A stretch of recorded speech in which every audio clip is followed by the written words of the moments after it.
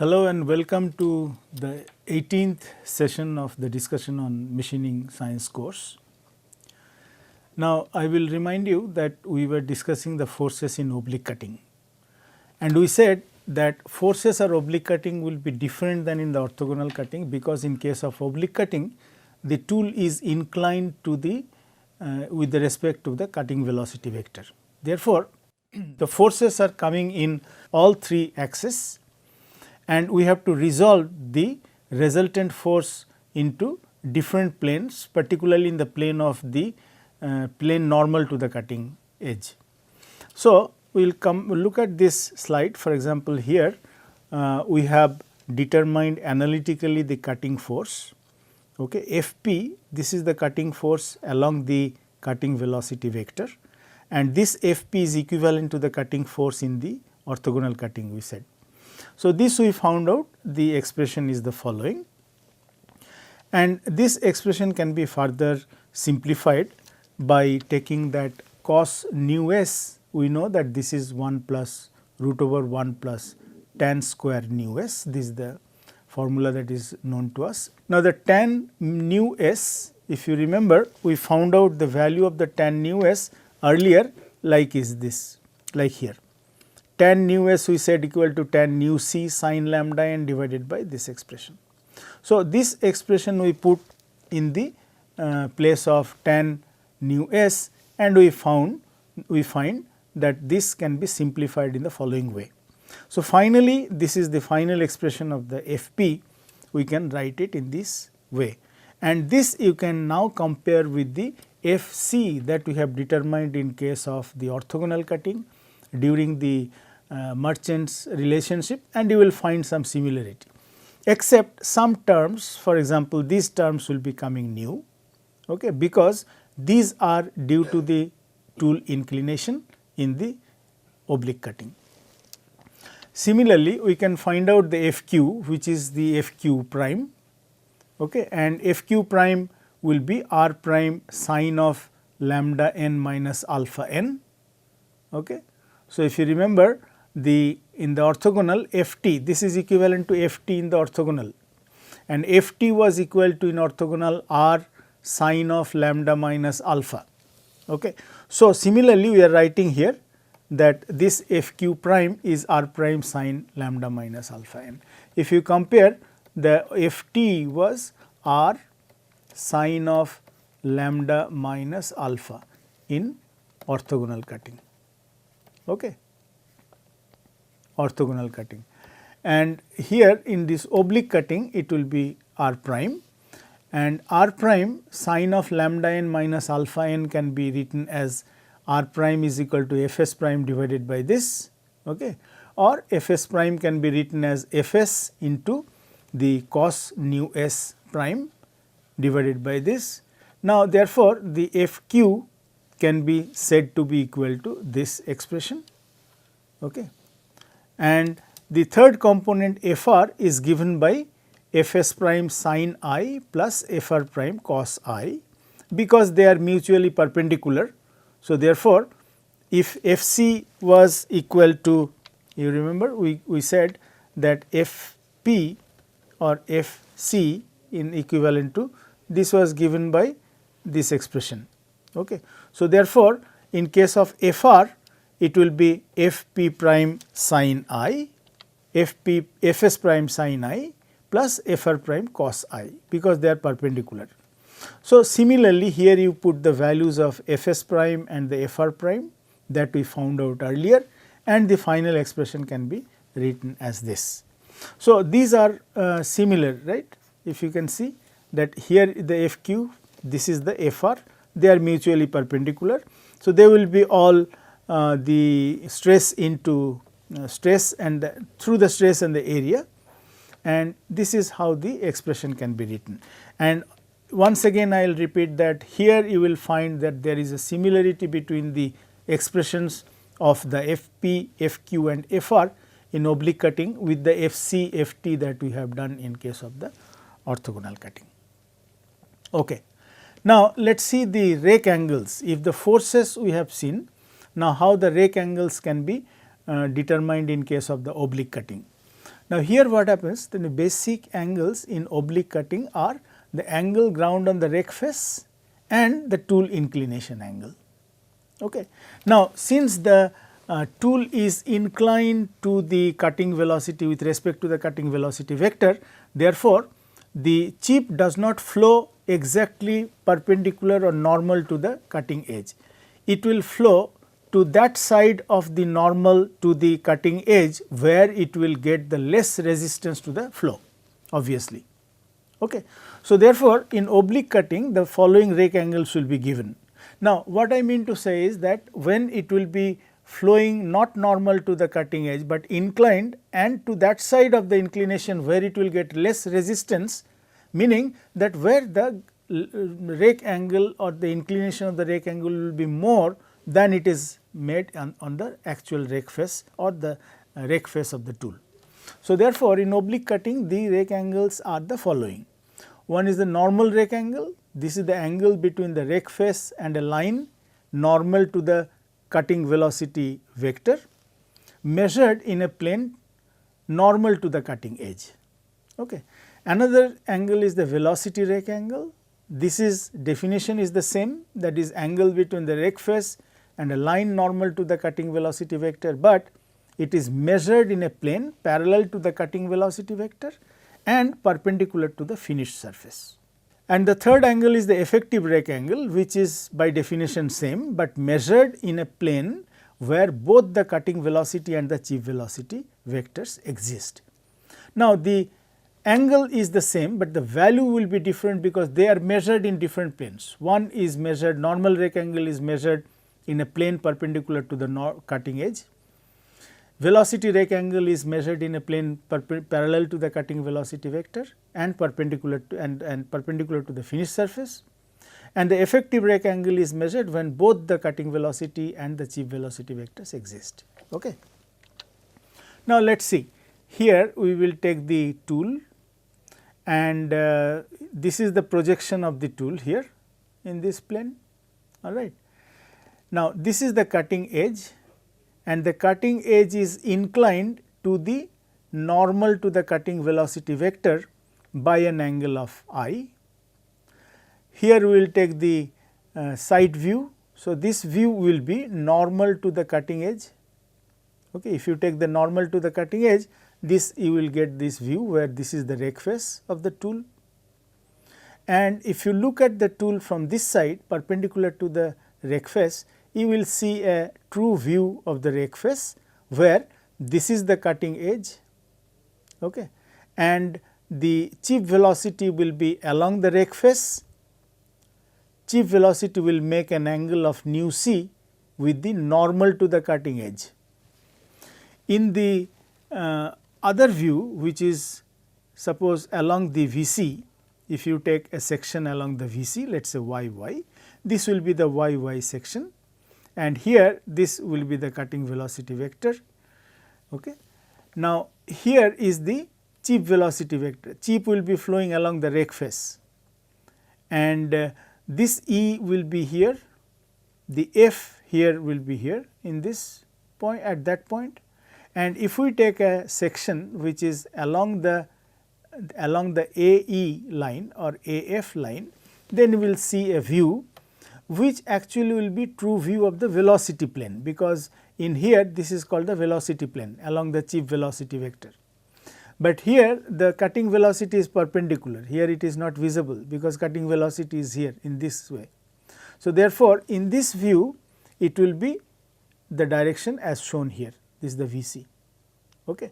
So, this is called the true view of the velocity plane, this is the true view of the rake face, this is the section YY, this is understood, and this is the top, this is the top view, this is the projection of this view given here. Now, from here if you see from the geometry, the sign of alpha E is where? Alpha E we have to find out in the effective rake angle. So, effective rake angle will be measured in a plane where both the chip velocity and the cutting velocity vectors there. If you see this plane, in here we have the cutting velocity vector here and the chip velocity vector here. In no other plane you will find both the vectors exist.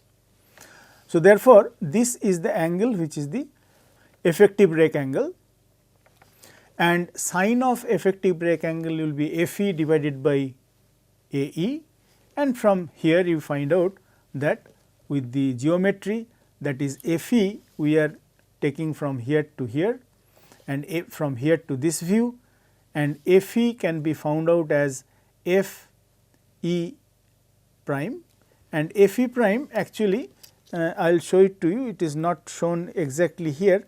So, if you take this view and from here if you take the line, okay, which is actually going to D, all right. Now, this is the intersection which is the E prime. Okay. This intersection, this point is the E prime. So, E prime along this line, along the EF line, E prime is this and Fe prime is this, if it up to E prime. Now, this can be represented as Fe prime, Fe prime is BD here plus E prime we are taking, and then all this geometry. This is not so complicated, like BD and EE prime. If you can see EE prime, this is a small triangle. This EE prime can be represented as DE and the sine of this I, because this angle between this line and this dotted line is the I, okay, inclination angle, tool inclination angle, which is here, because this cutting edge is parallel to this. Okay, this is the horizontal line or the line vertical normal to the VC, cutting velocity vector. So, therefore, from this small triangle you will find out that EE prime is equal to DE and the sine I, this is EE prime, okay. And this then can be taken as BD and the BD plus DE sine I. So, after that it is easy, you can see and compare with this diagram with what is here, and finally what we get is the sine of alpha E will be equal to sine of I, sine of nu c plus cos I, cos nu c, and the sine of alpha n normal rake. Okay. So, this expression is found out from the diagram here and the geometry. This is the simple geometry you can find out from this diagram. It is not very easy, not very difficult, sorry. Now, the velocity rake angle is measured in a plane parallel to the cutting velocity vector and normal to the work surface. Okay. So, therefore, in this plane we can find out that this is the rake angle, because this is the rake face, and the tan of alpha v from this triangle we can find out that this is dB by AB, and dB by AB can be written as this multiplied both sides by CB, and CB by AB will be tan of alpha n normal rake angle, and CB divided by dB will be cos I. Therefore, the tan alpha v can be expressed as tan alpha n divided by cos of the I, that is inclination angle.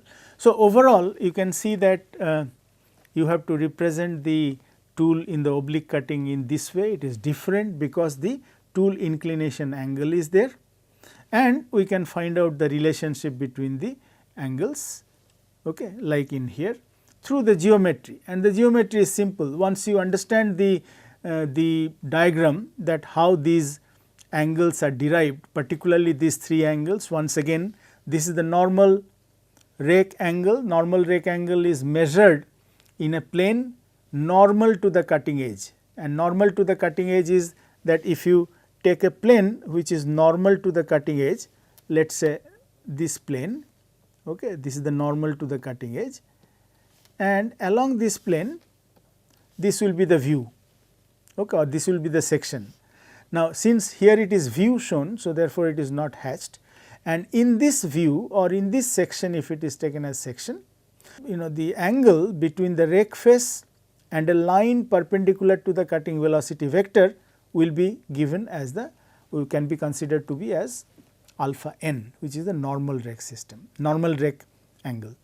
And the effective rake angle, once again it is the rake angle between the rake face and a line perpendicular to the cutting velocity vector measured in a plane where both cutting velocity and the chip velocity vectors exist. So, after that it is simple geometry, and through the geometry you can find out the relationship between the angles alpha e and the alpha v. This is the idea of the rake angles in the oblique cutting overall. Okay. I hope this is clear. Although this may be this looks like a little complicated, but you have to understand the diagram. In this diagram overall, once again I will show you that geometry, it may not be very clear because it is not given here, not shown here, not to complicate that. See, this is this factor, right. Fe, this is the projection of E on the line perpendicular to the cutting velocity vector. So, if you extend this line as I said, this line is getting into the D point. Okay. Now, this line is making an angle, this line is intersecting with this vertical line EF at a point which is EE prime. So, EE prime is here. So, therefore, if you see a triangle, it will be something like this. I am just exaggerating that. This is E, this is E prime, okay, and this is D, and this angle is I. Okay. So, from here we are finding out that this is DE sin I is equal to EE prime. This is what we got it here. So, now similarly you can actually look at this expression, look at this derivation from the figure that has been given here, and you can find out easily that how this equation or relationship between the angles can be found out. Okay. Next topic will be economics of machining, and economics of machining, as you understand, is one of the most important factors in machining, because the definition of machining, we said earlier that when we are getting a component, final component with the shape, size, finish and accuracy. What we have not mentioned is that our aim also should be to make a component with a minimum cost, with the optimum cost. So, how to make a workpiece with the optimum cost? That is what we are will be studying in the machining. So, the objective of machining is to produce a component of required dimension at minimum possible cost. The factors that can be varied during the machining operation to change the cost, these are speed, feed, depth of cut, tool and work material, tool geometry, cutting fluid. This we have discussed. Now, the technical data regarding speed, feed and depth of cut are usually not available, and their optimum selection can not be made from the cost consideration only. Okay. Now, an optimum cutting speed always exists for each application, which would mean a compromise between production rate and the tool cost. What does it mean? Let me explain it to you. Like when you are producing at a higher speed, you will always get more material removal rate or less time required for to produce that part. So, your production rate will be higher. Okay. If the production rate is higher, in that case the the profit will be more. But what happens when you are using a high speed, then the tool wear is also very high. So, therefore, you have to use a certain value or certain cutting speed in which the production tool wear will not be very excessive and the production rate also will not be very less. So, that is what we are calling by saying that compromise between production rate and the tool cost.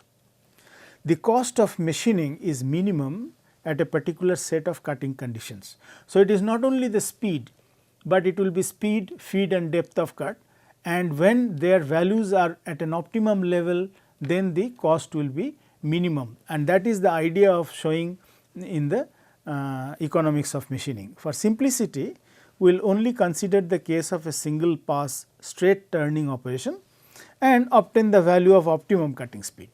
However, you understand that the optimum cutting feed and the optimum cutting depth, that can also be found out. But here for the simplicity, let us explain how to get the optimum value of the cutting speed. Let us assume that we have a cylinder, and in that cylinder the length is L and the diameter is external diameter or outer diameter is capital D. Now, the important cutting parameters are the cutting speed, feed, depth of cut. All right. Now, the technological aspects, they include the surface finish, power consumption, power requirement, force. But the economical aspects will be that what is the minimum production cost criteria, maximum profit rate criteria and the maximum production rate criteria. So, what I mean is that if we know the important cutting parameters from the machining that we have already discussed, we have discussed the technological aspects, surface finish, power requirement, etc. Now, the economical aspects that we have not discussed we will discuss in the economics of machining, which is minimum production cost criteria, how to select the optimum cutting parameters to have the production cost minimum, or the maximum production rate, how to select the again optimum cutting processes, so that we have the production rate as maximum or the profit rate as maximum. Let us see this. Let us take first the minimum production cost criteria. Let us designate that R, capital R is the cost per piece. Now, in the cost per piece we will have the R1 we will designate as the material cost per piece, R2 is the settling plus idle time cost per piece. I will explain what those things are. Well, material cost, you understand that you have a raw material, you are adding value to the raw material to get the final product. Okay. So, that raw material has some cost, this is the R1 material cost per piece. Settling plus idle time cost is that before your machining start, the operator has to set up the machine, set up the speed, feed, clamp the workpiece, okay. And there are some idle time. Idle time is that no, this is not ideal time, I am sorry, you please correct it, this is idle time. Idle time is when a machine is not working, okay, machine is idle. Now, like one pass has gone and in between if the parameters have to be changed, then that machine does not work, but for that time also has to be considered. So, that is called the idle time.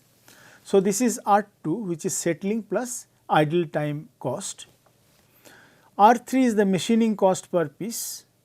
So, what I mean to say is that everything, all the time that is being spent either for machining or for setting up the machine or the idle time, for all these times we have to pay. So, those costs have to be considered to find out the final cost per piece. Okay.